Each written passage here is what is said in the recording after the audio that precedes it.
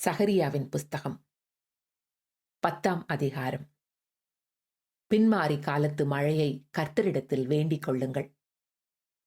அப்பொழுது கர்த்தர் மின்னல்களை உண்டாக்கி வயல்வெளியில் அவரவருக்கு பயிருண்டாக அவர்களுக்கு மழையை கட்டளையிடுவார். சுரூபங்கள் அபத்தமானதை சொல்லிற்று. குறி சொல்லுகிறவர்கள் பொய்யை தரித்தார்கள். சொப்பனக்காரர் வீணானதை சொல்லி வியர்த்தமாக தேற்றரவு பண்ணினார்கள். ஆகையால் ஜனங்கள் ஆடுகளைப் போல சிதறி மேய்ப்பன் இல்லாததினால் சிறுமைப்பட்டார்கள். மேய்ப்பருக்கு விரோதமாக என் கோபம் மூண்டது. கடாக்களை தண்டித்தேன்.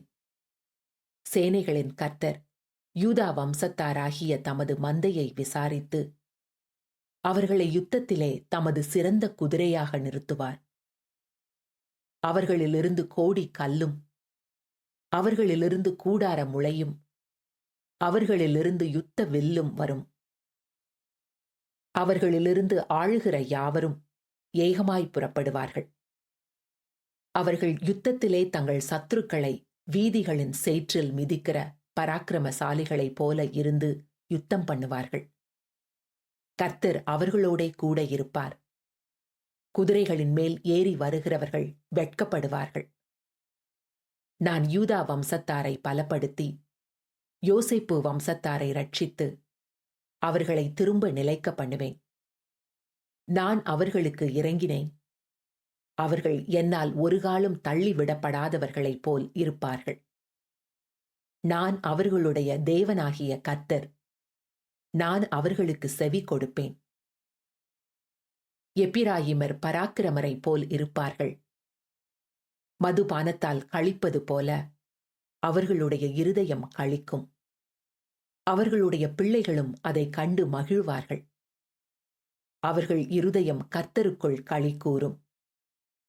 நான் அவர்களை பார்த்து பயில் போட்டு அவர்களை கூட்டிக் கொள்ளுவேன். அவர்களை மீட்டுக் கொண்டேன்.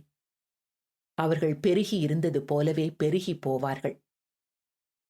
நான் அவர்களை ஜனங்களுக்குள்ளே இறைத்த பின்பு அவர்கள் தூர தேசங்களிலே என்னை நினைத்து தங்கள் பிள்ளைகளோடும் கூட பிழைத்து திரும்புவார்கள்.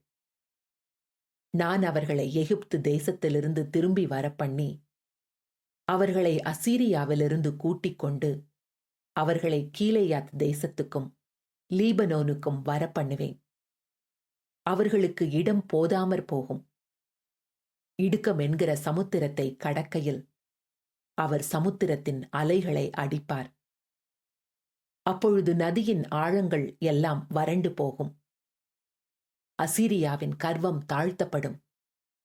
எகிப்தின் கொடுங்கோல் விலகி போகும். நான் அவர்களை கர்த்தருக்குள் பலப்படுத்துவேன். அவர்கள் அவருடைய நாமத்திலே நடந்து கொள்வார்கள் என்று கர்த்தர் சொல்லுகிறார்.